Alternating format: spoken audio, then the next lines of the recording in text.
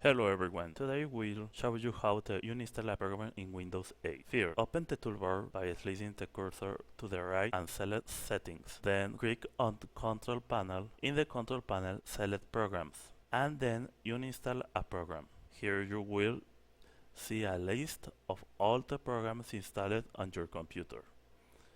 Simply choose the program you want to uninstall. Click on Uninstall and follow the instructions. Another option is to go to the Start menu if we are in the Windows 8 tab style Start menu and the program you want to uninstall doesn't appear. Select all apps. Find the program, right click on it and select Uninstall. This will open the same uninstallation menu where you can confirm the removal, and that's it. The program will be uninstalled without any usage. I hope this video has been helpful. Give it a thumbs up, subscribe, and see you in the next video. Thank you very much.